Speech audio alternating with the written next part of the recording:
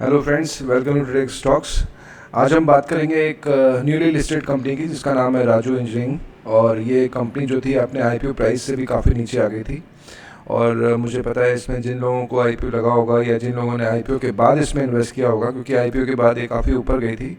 करीब 105-110 के आसपास इसकी लिस्टिंग मतलब इसका प्राइस था और ये 140 तक गई थी। और उसके बाद अभी जो है 90 रुपीज़ के भी नीचे चली गई थी। तो इस कंपनी के बारे में मैंने सोचा वीडियो ज़रूर बनाऊं, क्योंकि इसमें कुछ अच्छे पॉजिटिव डेवलपमेंट्स हुए हैं। और एक अनाउंसमेंट आया है वो आपको बताऊंगा, इसकी शेयर होल्डिंग पैटर्न चेंज हुआ है वो आपको बताऊंगा। लेकिन उन दोनों से पहले इस कंपनी के बारे में हम सबसे पहले इसका स्नैपशॉट और इसका बिजनेस क्या है वो थोड़ा समझेंगे। तो वीडियो में आगे बढ़ने से पहले सबसे पहले हम चलेंगे डिस्क्लेमर के ऊपर। और ये जो वीडियो है केवल एजुकेशन पर्पज़ के लिए बनाया जा रहा है और इसमें कोई बाइंग सेलिंग की एडवाइस नहीं है। आपको कोई भी बाइंग सेलिंग करनी है तो अपने फाइनेंशियल एडवाइजर से बात करके ही अपना बाइंग सेलिंग का फैसला करें, और इसको सिर्फ एजुकेशन पर्पज़ के लिए ही देखें। Thank you so much. अब हम चलते हैं वीडियो की तरफ। तो जैसा कि मैंने आपको बताया, सबसे पहले हम इस कंपनी के बारे में देखते हैं। तो ये जो राजू इंजीनियरिंग लिमिटेड है 1986 की कंपनी है, प्रोड्यूस्ड बाय CN दोषी है। और ये जो कंपनी है एक leading plastic extrusion machinery manufacture है। ये मशीन बनाती है, प्लास्टिक एक्सट्रूशन मशीन्स बनाती है इंडिया में। और दिस कंपनी जो है ये कंपनी मार्केट लीडर है फिल्म लाइंस में, शीट लाइंस में, thermoforming and extrusion coating lamination lines in the Indian subcontinent, India और आसपास के जो महाद्वीप हैं उनमें। And holds leading position among the Asian manufacturer of similar equipments. और एशिया में जितने भी इस तरह की मशीन बनाने वाले हैं उसमें ये लीडिंग पोजीशन पे है। इसके कुल 26 प्रोडक्ट्स हैं, जो कि 6 जिसके सेगमेंट्स हैं वो सब यहाँ पे लिखे हुए हैं, आप पढ़ सकते हैं। ठीक है। और जो काम की बात है वो है डोमेस्टिक, इसकी जो सेल्स है 54% रही है FY24 में, और 39% रही थी FY2020 में। तो देखिए 4 साल में इसने 39% से 54% कर दिया, तो बढ़ी है। और एक्सपोर्ट्स इसकी जो है 4 साल में 61 थी, और अभी 20 में 61 थी और अभी 46 है, जो कि कम हुई है। ठीक है। The company has 5000 plus installation in 70 countries. तो 70 कंट्री में ये अपना जो मशीनरी है उसको ये सप्लाई करती है, जिसमें कि Latin America, Europe, North and South America, Gulf, East Africa, North East and West Africa, Southern Africa, Asia Pacific, Australia and Europe. तो ऑलमोस्ट मतलब नॉर्थ अमेरिकन कंट्रीज़, एशिया और ऑस्ट्रेलिया प्लस अमेरिका, इन countries में ये करती है, मतलब अपना डिलीवर करती है अपनी मशीनरीज को। इसके जो क्लाइंट है इंडिया में वो है Uflex, Reliance industries, Indian oil, बिनी वेट, सुवी, इंटरनेशनल सिंथेटिक पैकिंग, अच्छे कस्टमर्स हैं, आप देख सकते हैं। और हम चलेंगे इसकी जो ऑर्डर बुक है जो Q3 2025 की है वो 140 करोड़ की, इसको ऑलरेडी ऑर्डर बुक है। बाकी अभी आनी बची है, अभी 25 जो है अभी बाकी है। स्ट्रेटिक पार्टनरशिप जो है इसने यहाँ से जॉइंट वेंचर किया है, ये तो 2011 में किया था, इतना खास नहीं है। अब आज ये इन्होंने एक नई प्रोडक्ट लॉन्च किया है जिसका नाम है ProEx, a series of high performance blown film line. ठीक है। मैन्युफैक्चरिंग फैसिलिटी जो है इसकी गुजरात में, राजकोट में, 20,000 स्क्वायर मीटर्स की। एक्सपेंशन इसने 2024 में किया था, जहां पर आप देख सकते हैं इसने 30 करोड़ रुपए लगाए थे अपग्रेड में। यंत्रालय विद एडवांस 5 एक्सल, इसने advance 5 axis vertical multitasking machinery Japan से मंगाई है, जिससे कि इसने अपना प्रोडक्शन जो है 40% बढ़ाया है। ठीक है। फरवरी 2025 में the company started developing of India's first, मतलब भारत का पहला स्पेशलाइज्ड मैन्युफैक्चरिंग पार्क इसने स्थापित किया है, उसका इकोसिस्टम तैयार किया है 80 एकड़ की साइट पे। R&D, इसका R&D डिवीज़न भी है जिसमें राजू इनोवेशन सेंटर है। ये अच्छी बात है, इनोवेट करती रहती है कंपनी। इसने फंड रेज किया है करीबन 225 करोड़ का QIP के थ्रू 2025 मार्च में ही। फंड रेज का मतलब है कि इसके काफ़ी प्लान है एक्सपेंशन का, तभी इसको पैसा चाहिए, और वो पैसा इसने रेज भी किया अच्छा खासा 225 crore. The company anticipates a growth rate, तो ये जो कंपनी खुद कह रही है कि इसकी जो ग्रोथ होगी कमिंग ईयर्स में, आने वाले सालों में 12 से 15% होगी सेल्स में। It plan to expand its presence in key market across India, Latin America and the Asia Pacific and the Middle East. तो ये सारी कंट्री अच्छा है, इसमें अमेरिका नहीं है, लैटिन अमेरिका है। ठीक है। तो वैसे ही आपको पता है हमारा अमेरिका के साथ ट्रेड का जो है काफ़ी सेटलमेंट नहीं हो पा रहा है, तो ये अच्छा है कि उसके अलावा बाकी कंट्रीज को फोकस करिए तो इसमें कोई इम्पैक्ट नहीं आएगा कल को ट्रेड मतलब हम पे टैक्स लगे या ना लगे या बढ़े या कम हो, उससे कोई फ़र्क नहीं पड़ता। ठीक है, तो ये तो अच्छी चीज़ है। अब फटाफट देखते हैं हम इसका स्नैपशॉट। इसकी मार्केट कैपिटलाइजेशन है 1615 करोड़, जो कि इसको माइक्रो कैप कंपनी बनाती है। स्टॉक पी 33 पे और इंडस्ट्री पी भी 35 है, तो स्टॉक अपने रेट पे, अपने सही रेट पे मिल रहा है। आरओई आरओसी जो है इसका बड़ा सही है 32 और 26। करंट प्राइस इसका 90 है और इसका हाई लो 80 एंड 333 है। ठीक है, तो आप सोच सकते हैं काफ़ी ज़्यादा वेरिएशन हुआ है इसमें। प्लेज कुछ नहीं है, अच्छी बात है। अब आते हैं, ये देखिए इसका ग्राफ, ये यहाँ से 318 से अभी लोएस्ट गई थी अपनी 82 रुपीज़ पे। ठीक है, तो ये आपको ग्राफ से पता लग रहा है। कंपनी ने डेट रिड्यूस की है, ऑलमोस्ट डेट फ्री हो गई है, अगेन पॉजिटिव फैक्टर है। इसके पॉजिटिव क्वार्टरली रिजल्ट्स आने वाले हैं, ये भी पॉजिटिव है। 90% का CAGR है 5 साल का। आप ये देखिए 90%, मतलब आप सोचिए ये अगर 100 रुपये लगाती है तो 190 रुपये निकालती है, 90 रुपये कमाती है, और इसका CAGR जो है 5 साल का है, ये एवरेज है। ठीक है, तो ये बहुत ही काबिल तारीफ है, बड़ा स्ट्रॉन्ग है। डेप्टर डेज भी इसने कम किए हैं। डेप्टर डेज मतलब जहाँ पे ये अपना माल बेचती है उनसे जब जो पैसे आते हैं, पहले वो 29 दिन में आते थे, अब 21 दिन में आते हैं। तो जितनी जल्दी पैसे आएंगे वो उतना ज़्यादा उसको प्रोडक्शन में और अपने प्रोग्रेस में लगाएगी। ठीक है, और कैपिटल रिक्वायरमेंट भी कंपनी की अभी रिड्यूस हुई है 37 से 12 दिन, ये भी पॉजिटिव है। जो नेगेटिव है वो है स्टॉक ट्रेडिंग है, उसका 9.1 टाइम्स टू इस बुक वैल्यू। तो बुक वैल्यू अगर आप देखेंगे तो इसकी सिर्फ 9 रुपये है, उससे ये ऑलमोस्ट 10 गुना पे ट्रेड करिए। ये इतना भाई अच्छी कंपनी तो ऊपर ही ट्रेड करेगी।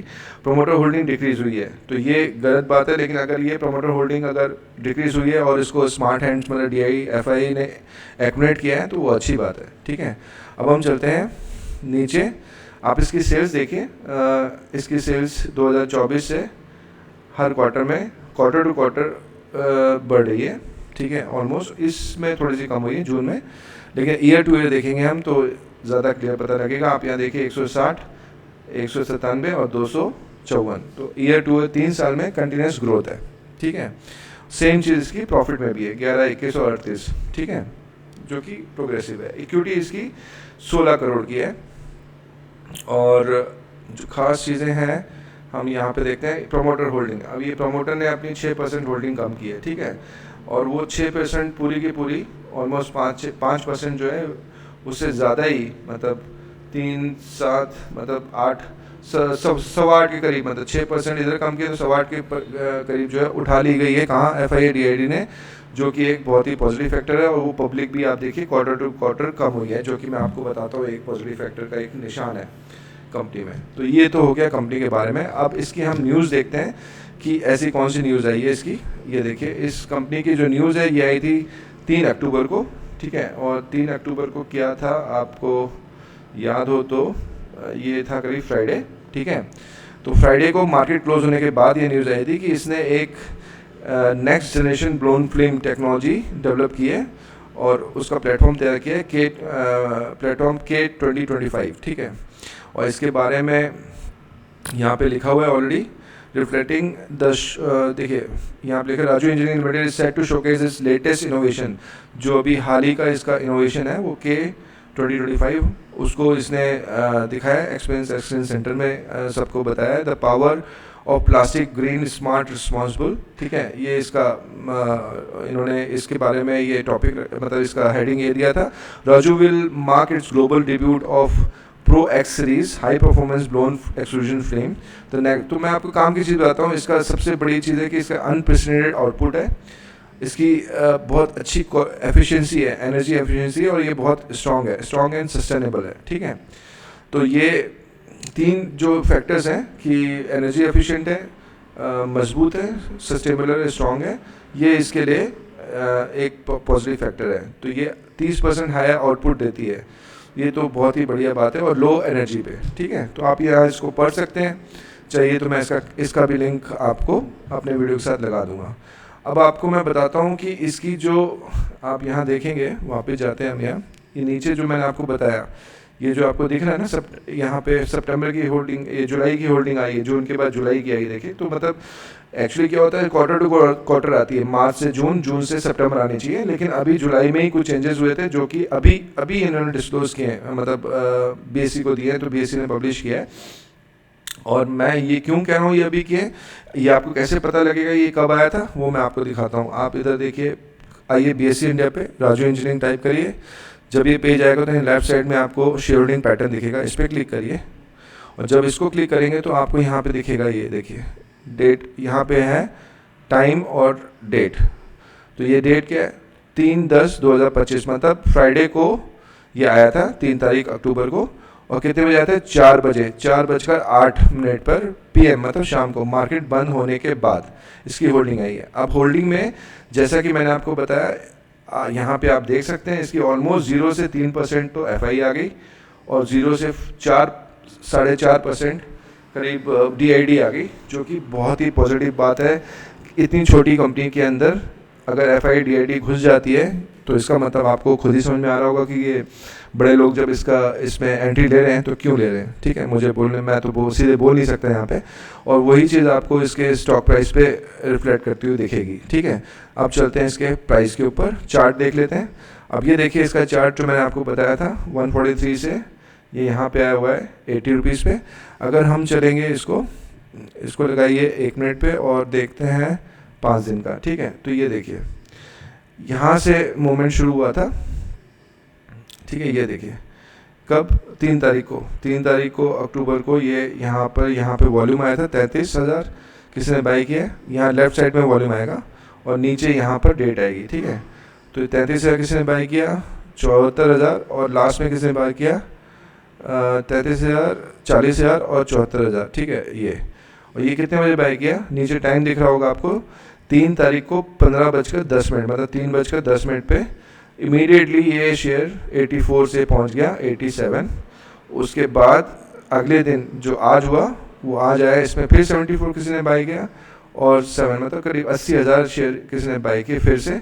और ये सीधे खुलते के साथ ही सुबह 9:15 पर सीधे 90 रुपये 64 पैसे। तो आप देख सकते हैं कि 2 दिन में 84 रुपये से ये 90 रुपये आ चुका है। और जो मैंने आपको पॉजिटिव चीज़ इसकी बताई है, एक तो शेयर होल्डिंग पैटर्न, FI की एंट्री, DID की एंट्री और पब्लिक का कम होना, ठीक है। दूसरा जो इसने नया प्रोडक्ट बनाया है जो कि एनर्जी एफिशिएंट है और मोर सस्टेनेबल है, और ये मार्केट लीडर ऑलरेडी है APEC में और लैटिन अमेरिका में, इन कंट्रीज़ को ये एक्सपोर्ट करता है। तो ये इसके लिए बहुत ही पॉजिटिव फैक्टर है। और तीसरी चीज़ मैंने आपको बताई, इसने एक्सपेंशन किया है और 40% अपनी कैपेसिटी भी बढ़ाई है।